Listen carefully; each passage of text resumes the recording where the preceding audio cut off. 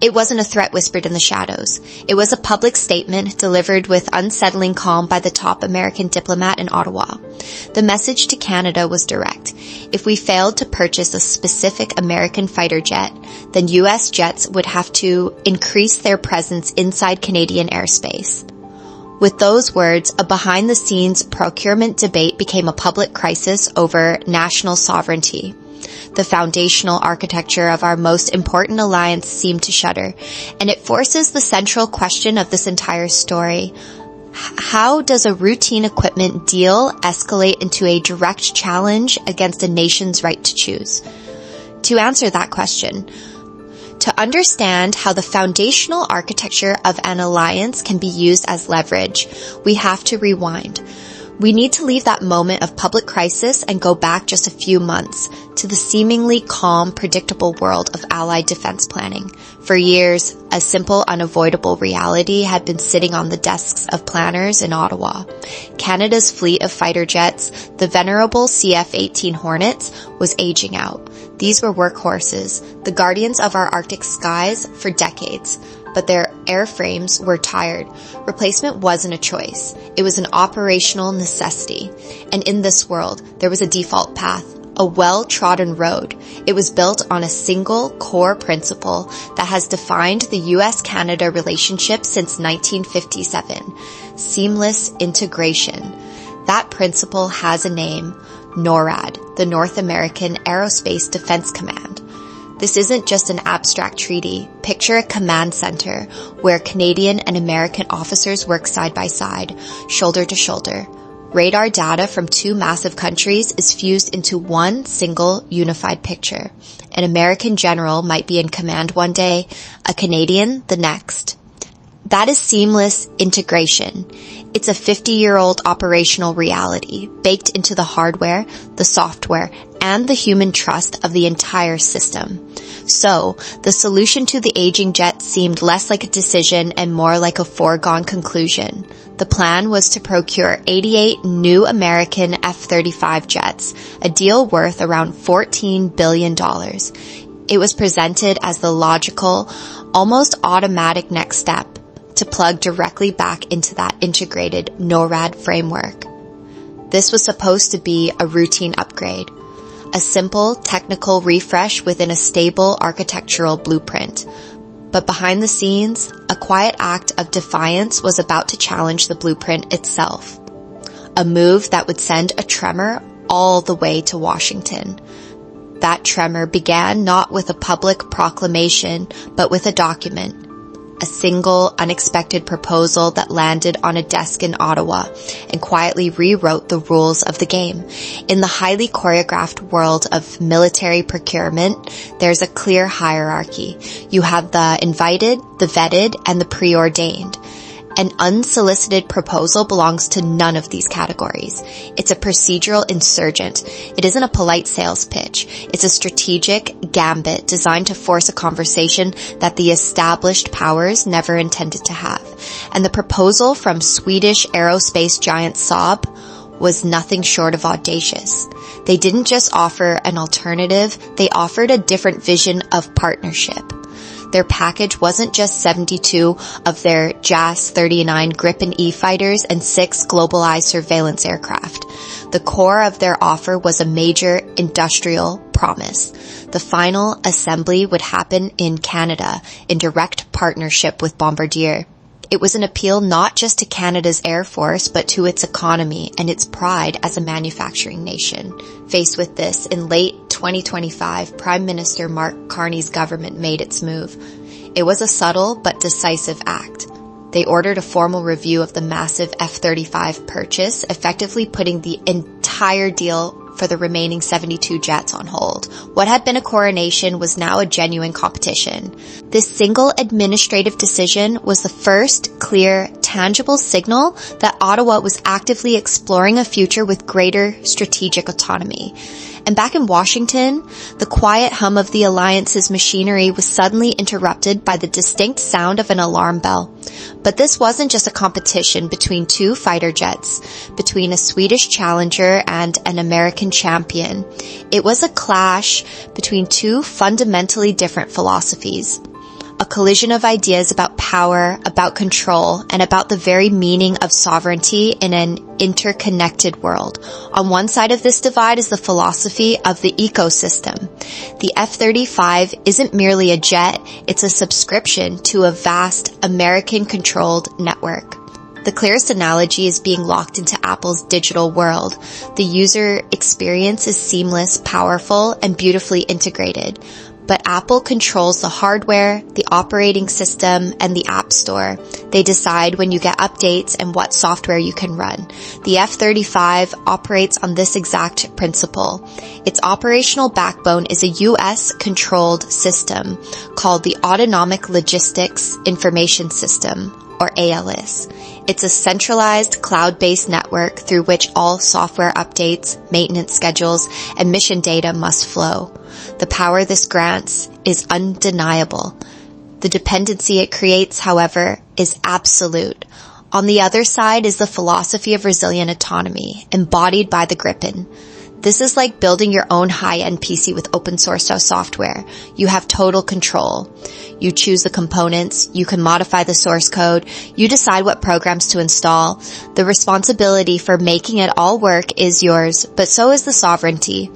Saab's offer to Canada was built on this very premise, promising software sovereignty, providing Canada with source code access to manage its own systems, update its own threat libraries, and integrate its own weapons, all without needing external approval.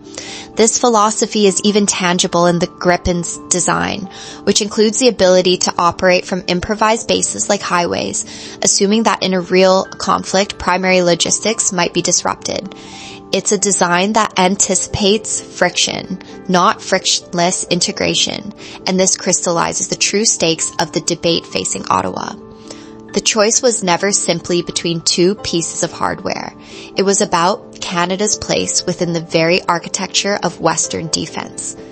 Is the profound power of a fully integrated alliance worth sacrificing sovereign control over a nation's own defense assets? At what point does that integration become indistinguishable from dependency?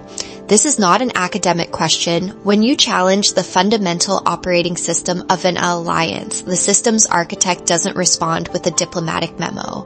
It begins a pressure campaign, a quiet, calculated series of moves designed to bring a partner back into alignment. And that pressure campaign began, as they often do, behind closed doors. The language was sterile, technical. Washington's concerns relayed through diplomatic channels centered on a single, clean-sounding concept, interoperability. The argument was that a common platform, the F-35, was essential for the seamless function of our shared defense architecture. But Ottawa's technical review continued unconvinced. The quiet conversations weren't working. So the tone shifted. The pressure moved from the private embassy meeting to the public stage, culminating in the very moment we saw at the beginning of this story.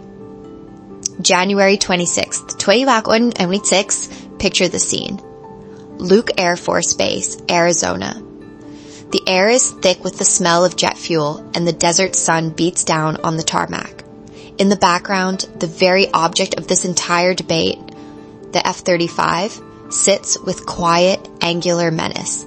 This isn't a neutral office, it's a stage meticulously chosen to add military gravity to diplomatic words. And on this stage sits the U.S. Ambassador to Canada, Pete Hoekstra.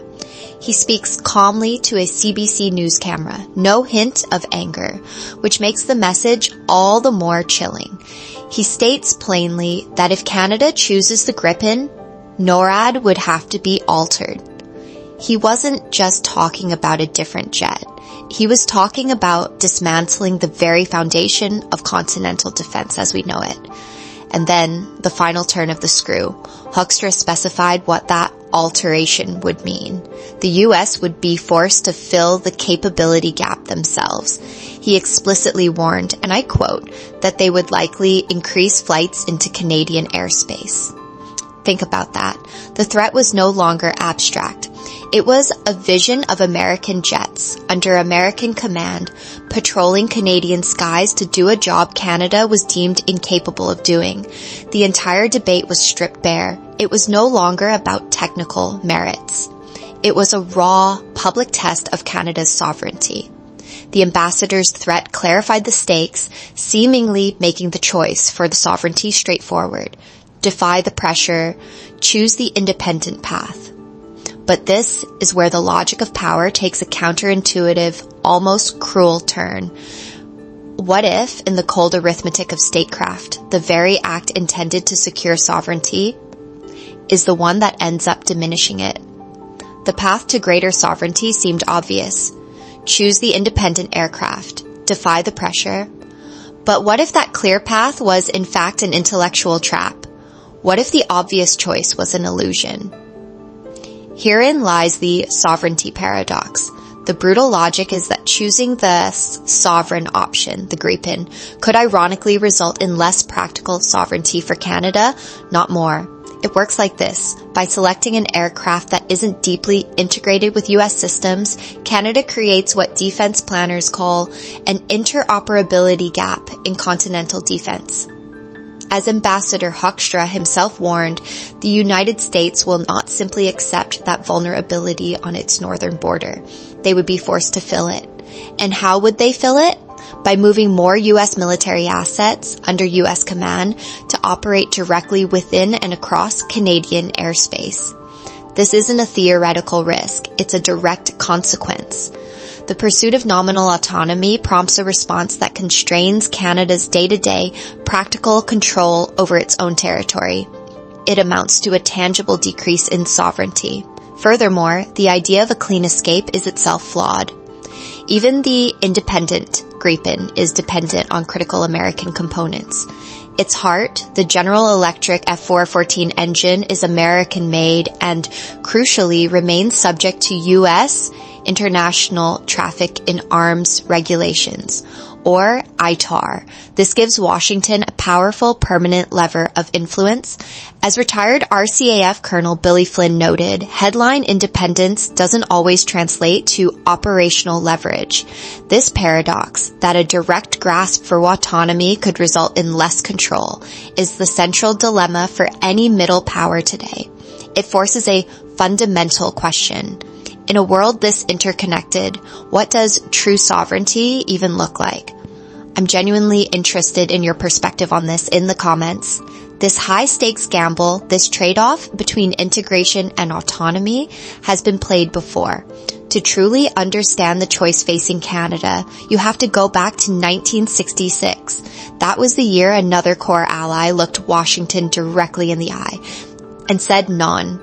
His name was Charles de Gaulle. And in 1966, Charles de Gaulle faced a choice that would echo through the architecture of Western alliances for decades. Picture the scene.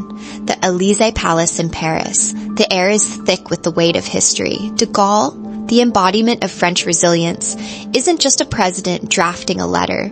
He is a man attempting to reclaim the soul of his nation from the grip of a friendly superpower. The document he's preparing for U.S. President Lyndon B. Johnson is more than ink on paper. It is a declaration of strategic independence. Then came the move. In a formal letter on March 7th, de Gaulle stated his clear, unwavering logic. France had to recover the full sovereignty over its own defense. This wasn't a negotiation. It was a notification. He gave NATO an ultimatum. All foreign troops, all foreign command structures had to be off French soil within 1 year. The shockwave was immediate. Washington was stunned. NATO's military headquarters, the very nerve center of the alliance, was forced to pack its bags and relocate from its historic home in Paris to Brussels. But de Gaulle held firm. He never pulled France out of the North Atlantic Treaty itself. The political alliance remained. What he did was surgically remove France from the integrated military command, the very structure that gave the United States operational control over Allied forces. It was a masterclass in recalibration. France was still an ally, but it was now the master of its own military destiny. De Gaulle's defiant non became the landmark case study in how a major power could redraw the lines of an alliance, creating a powerful and deeply controversial precedent. De Gaulle had provided a blueprint for rupture, a clean, decisive break from the integrated system. But Ottawa in the 21st century is not Paris in 1966, and facing a profoundly different geopolitical landscape, Canada chose not to follow this path of open defiance. Instead, it began designing a third way, a uniquely Canadian balancing act. So, what did this uniquely Canadian balancing act actually look like? Well, you have to picture two parallel realities. In the first reality, the one playing out in the media and in public debate, the Gripen evaluation was in full swing. Headlines were written, experts were quoted, and the national conversation was consumed with the drama of a potential break from the F-35. The noise was deafening. But in the second reality, something else was happening. Quietly, almost invisibly. In February 2026, while the public debate raged, Ottawa authorized a payment. It wasn't for the Gripen, it was a quiet transaction for long lead components for an additional 14 F-35s. Now, this wasn't indecision. This was a masterful piece of statecraft, a high-stakes poker move. It accomplished two critical things at once. First, it sent a subtle but unmistakable signal to Washington. A full rupture, a de Gaulle-style break, was not the objective. This kept Canada's place in the production queue, a vital piece of industrial leverage. But at the same time, by keeping the transaction quiet and the public review ongoing, it preserved Canada's leverage to negotiate and bought precious time, demonstrating a sophisticated navigation of the crisis, not a surrender to it. But to see this move as just a clever solution to a fighter jet problem is to miss the point entirely. This hedging strategy wasn't just about one aircraft. To truly grasp the masterclass in statecraft being played, you have to zoom out and see the three-dimensional chessboard it was all happening on.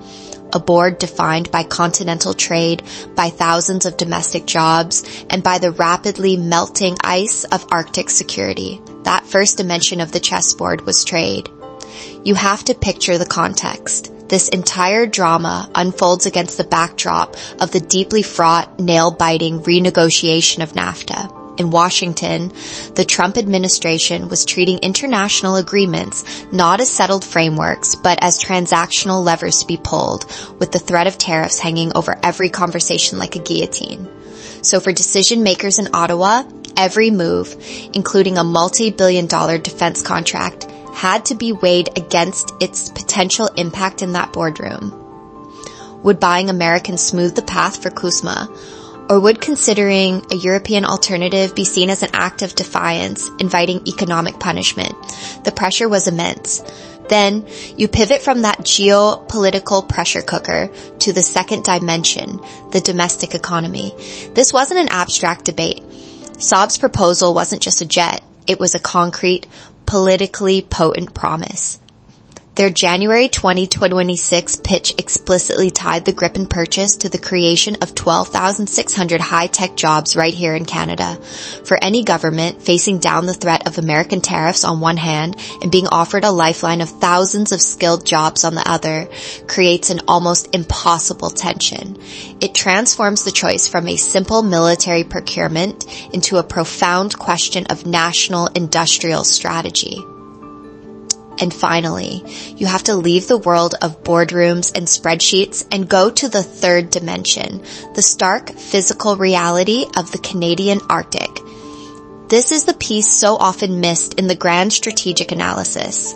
We're talking about a territory of vast, unforgiving distances and extreme cold, with minimal infrastructure.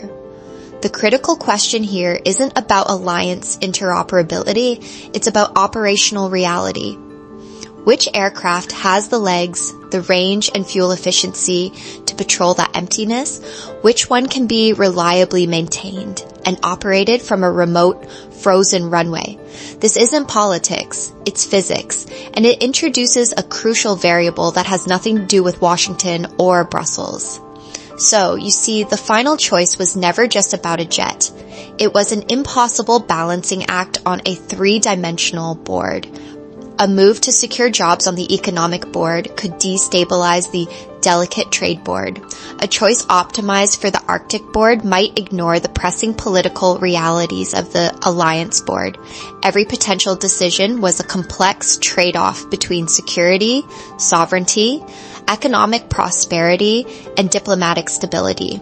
There was no clean win. So with all these competing pressures, trade, jobs, the physical demands of the North, which one ultimately forced Canada's hand? The truth is, there was no single answer. There was only a profound and deeply unresolved question. A question that defines the very struggle of being a modern middle power, trying to chart its own course in a world of giants. So, where does this leave Canada?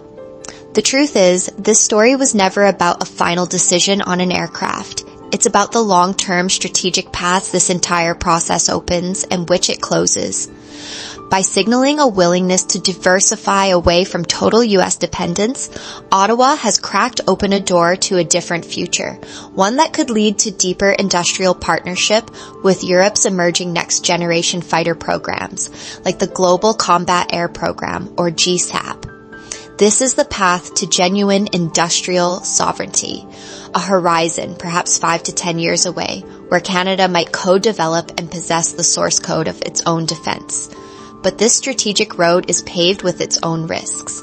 The cost could be substantially higher, and more critically, it would demand accepting a permanent reduction in seamless interoperability within the NORAD framework, the very architecture that has guarded North American skies for over half a century. This is why there is no easy answer.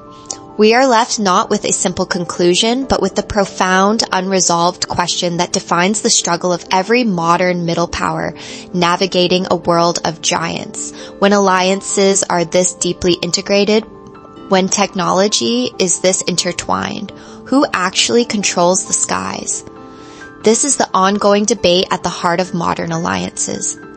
If you found this analysis valuable, subscribe for more deep dives into the forces shaping our world, and let us know your thoughts in the comments.